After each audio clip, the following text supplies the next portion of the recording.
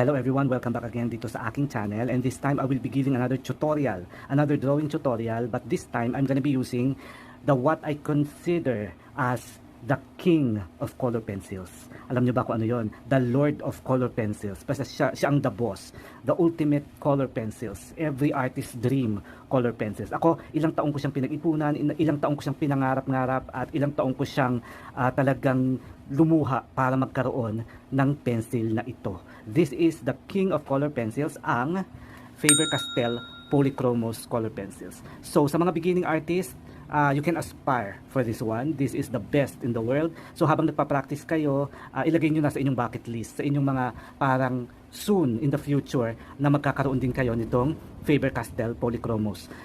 This is the best. Okay, this is the ultimate color pencil. This is the lord of the color pencils. Why? Makikita nyo sa drawing video na ito. Pero ito, yung aking nabili is only the 36 piece set. Kasi nga, yan pa lang ang aking medyo afford. This is not a cheap color pencils. This is pricey. This is expensive. And I can say na expensive siya for a good reasons. For all good reasons. Why? Makita nyo sa kanya. Sa itsura pa lang, this is really amazing. This is mighty, ang color pencil na ito. So let me show you on this tutorial video why this color pencils, even if it is expensive, is worth the price. Okay? So hindi lang to hype. This is really, I can consider as the best color pencil in the world, in my opinion. Okay? So panoorin nyo itong buong video na ito.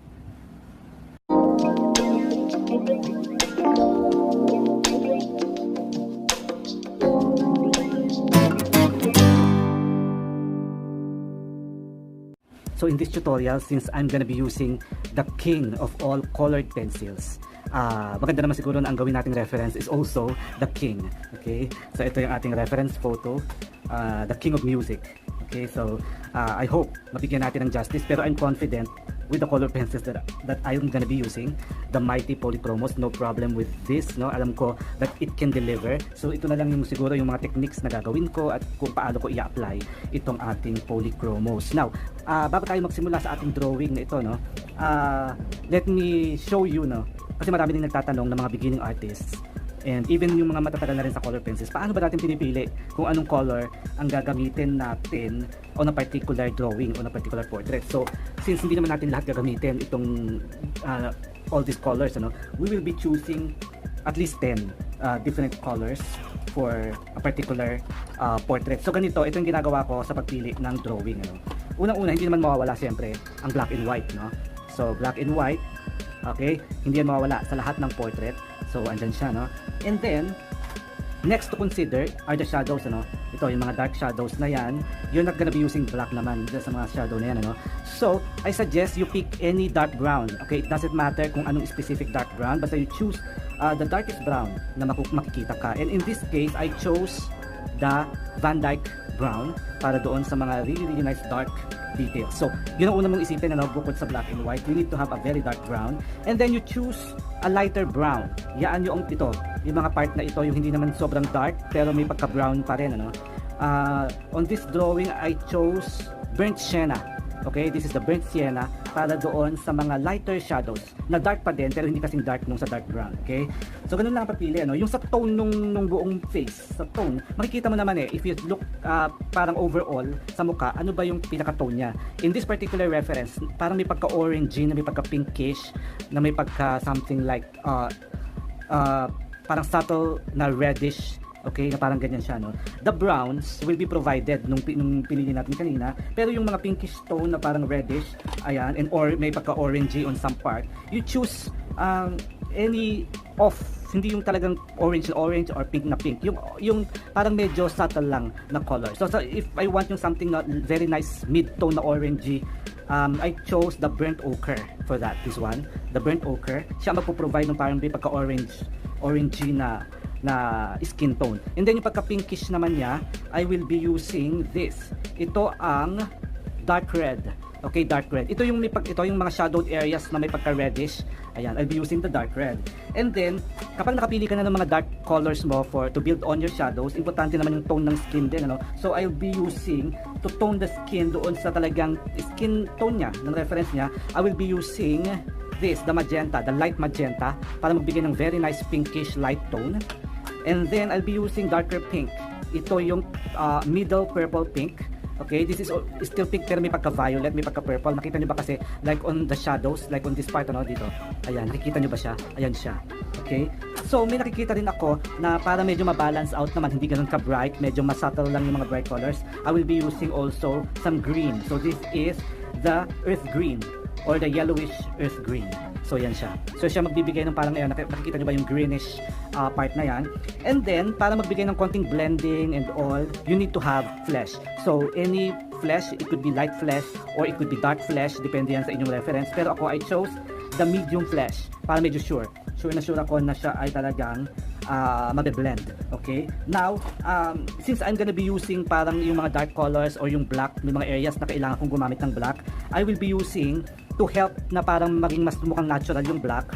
I'm gonna be using on top of the black itong dark indigo on top of the black na ilalagay ko para hindi mukhang matapang yung black, ano? Mas mukhang natural yung kulay niya. And then also on top of the black and also do sa mga darker shadows na may brown, feeling ko may pagka-tone siya na parang violet. So ganyan lang yung pag-analyze ng color, no? So I'm using also the mauve or the violet for my dark shadow. So hindi lang siya mukhang talagang dark brown, ano? Talagang multi-layered, mas maganda, mas flowing, mas natural yung iyong magiging skin tone. So yun yung ginagawa ko whenever I decide kung anong mga colors na gagamitin ko. Depende sa reference, pero may mga constant na hindi pwedeng mawala, like black, white, brown, light brown, mga pinkish tones, yun lang naman talaga yon. So but ayoko kayong maging too specific on the colors that you're going to use.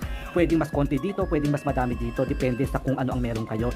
Mas maganda na i-maximize mo kung ano yung meron ka, no? Hindi mo kailangan pilitin na magkaroon ng lahat ng colors na yan kasi makakabuo ka naman ng magandang portrait kahit hindi kumpleto yung mga colors. Ang importante na mag-build mo dito sa skin tone yung mga shadows, yung mga highlights. Yan naman ang pinaka-importante sa drawing. So panoorin nyo na, narito na ang ating drawing tutorial using the king of color pencils, the Faber Castell Polychromos. Okay, ang ating reference photo is also the king of music of all singers in the world. In my opinion lang naman, ano. Ayan, so panoorin nyo, sana i-enjoy nyo at marami kayong matututunan sa tutorial na ito.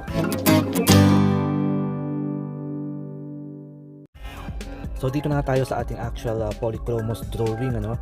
So habang pinapanood nyo itong pag-build up natin itong kanyang mata, ay unahin na natin ating mga shoutout, ano. Shoutout muna kay Kate Angeline Galang, Renzi D, Marvin Sabalosa, Joe P. Montero, Clara Palenzuela, J. De La Peña, at Charlene Balugbog. Sa mga hindi nabanggit dito sa aking shoutout, pasensya na dahil accidentally na-delete ko from my computer yung buong list ng mga shoutouts. So if you requested for a shoutout pero hindi nabanggit dito, I'm really sorry. Babawi ako sa inyo. Paki-comment dito sa comment section ng video na ito yung shoutout, and I'll make sure na masya-shoutout kayo on the next video. Anyway, mga 3 or 4 days from now mag-upload na naman ako ng panibago. So paki-comment na lang po ulit, pasensya na again, ano. So dito, balik na tayo dito sa ating Polychromos Faber Castell Polychromos color pencil tutorial. This is oil based, so kakaibang iba siya with the wax based like Prismacolor. This is oil based, but this is the most premium, yung pinaka quality oil based color pencils. So kaya madaming talagang mga gusto na magkaroon nitong ating Polychromos. Yung ginagamit ng mga famous artists na color pencil artists sa YouTube, like yung kay Heather Rooney or si Drawholic, ang ginagamit nila is the wax based artist grade pencils like yung Caran d'Ache Luminance and Prismacolor. So yun yung ginagamit nila. May mga artists naman din sa YouTube who would prefer oil based pencils like itong Polychromos.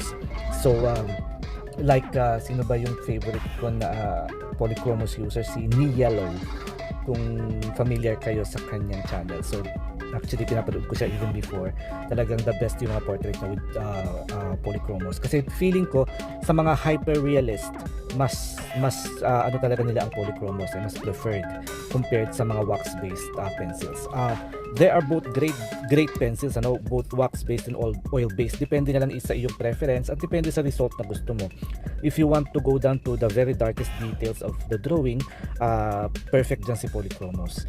And pag-usapan natin, mag-focus tayo sa pigments on this video, sa pigments ni Polychromos. Why I would say na it has the best pigment in terms of sa coloring, ano, kasi very intense ang kanyang pigment, as you can see here, no, dito sa drawing natin, ano.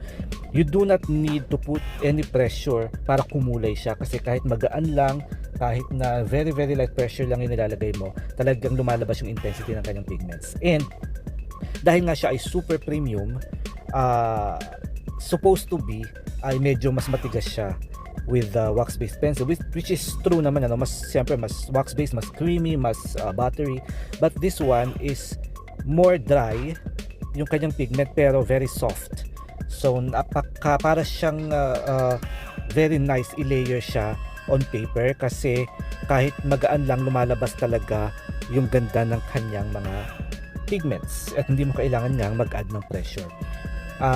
Again, sa pigments, siguro dahil super quality, the pigments are pure, halos konti lang yung ginamit nilang oil para pang hold doon sa pigment nitong si Polychromos. Talagang halos mararamdaman mo talaga yung intensity ng kanyang mga pigments. And ang maganda with the pigments, pinong-pino, no? Masarap i-layer on paper. Now, I tried this Polychromos on different types of papers. Na-try ko siya dun sa vellum surface, yung medyo textured. Na-try ko siya on drawing surface, yung medium texture, hindi masyadong matooth. And now, here, on this particular drawing, I'm trying it for the first time, I think, on a smooth surface. So this is the paper that I'm using here is the Strathmore Bristol 400 smooth paper. So it is smooth, although meron pa siyang, makikita nyo naman, ano, kung tititigan nyo, lumalabas pa rin yung sobrang pinong tooth niya. So this is the smoother surface na paper, which is bakit nga ba ngayon ko lang naisip na gamitin siya on a smooth paper, kasi nung una baka iniisip ko kasi siguro mas mapapalabas ng mga textured papers yung quality niya, rather yung kanyang pigments, pero naisip ko this is a top-notch pencil, this is really artist grade, and this is really an amazing pencil, an expensive pencil brand. So ngayon nare-realize ko na kahit na smooth yung ginagamit kong paper, ay lumalabas pa rin yung intensity ng ating pigments. Now, which is ang maganda when you are using Polychromos on a smooth surface, a smooth paper, ang maganda is feeling ko mas konti yung pigments na kinakain, so parang mas matipid.